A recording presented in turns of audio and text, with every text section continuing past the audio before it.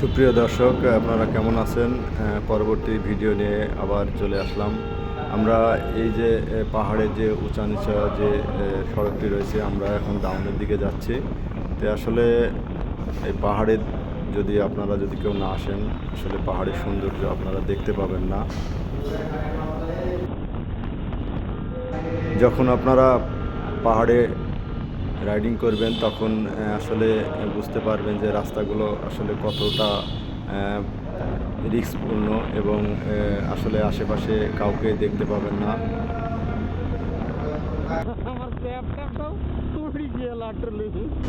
আমরা 4 জন 2টা মোটরসাইকেল নিয়ে রওনা দিয়েছিলাম।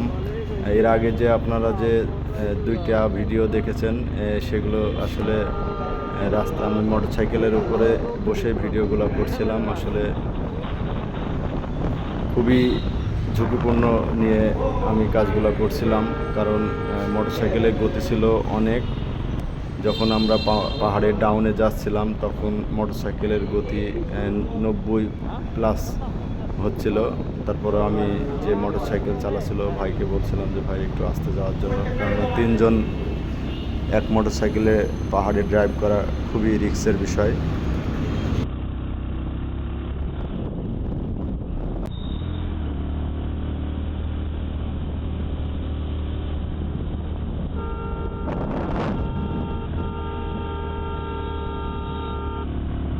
আলীকদম থেকে থানচি পর্যন্ত যেহেতু দীর্ঘ 30 কিলোমিটার রাস্তা, সেই রাস্তাতে আমাদের প্রায় অনেক ভিডিও হয়েছে। তাই আমরা আপনাদেরকে এই ভিডিওতে 5টি পর্বের মাধ্যমে এই ভিডিওগুলো আপনাদেরকে দেখাবো যে আলীকদম থেকে থানচি পর্যন্ত যে সড়ক, কীরকম সড়ক, আঁকাবাঁকা এবং প্রাকৃতিক সৌন্দর্য, এগুলো আপনারা দেখবেন।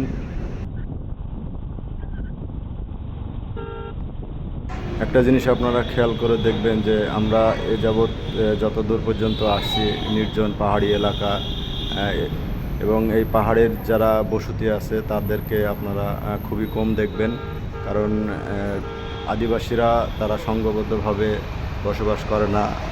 তারা বিভিন্ন জায়গায় ছড়ানো ছেটানো 2টি 3টি করে বাড়ি তৈরি করে তারা রয়েছে। আপনারা দেখছেন কি সুন্দর পাহাড়ের যে দৃশ্য। এখন আমরা ডাউনের দিকে যাচ্ছি।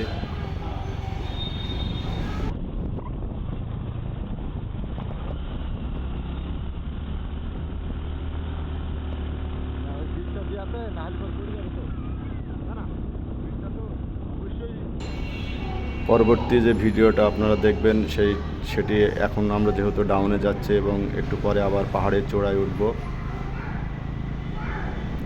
এবং পাহাড়ের চূড়ায় যত উঠছি ততই মেঘের সাথে আমাদের স্পর্শ হচ্ছে। পাহাড়ে আসলে দেখবেন মেঘ যখন পাহাড়ের সাথে থাকে তখন শরীরে অন্য একটা অনুভূতি আসে, যেটি আসলে না আসলে আপনারা বুঝতে পারবেন না।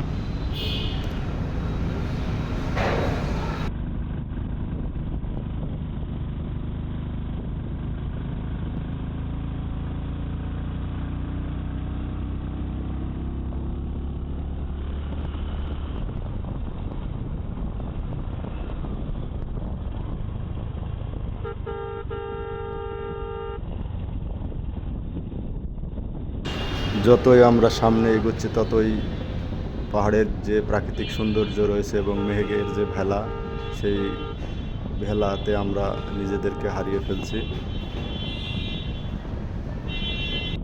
প্রিয় ফেসবুক বন্ধুরা, পরবর্তী ভিডিও দেখার জন্য আমন্ত্রণ রইল।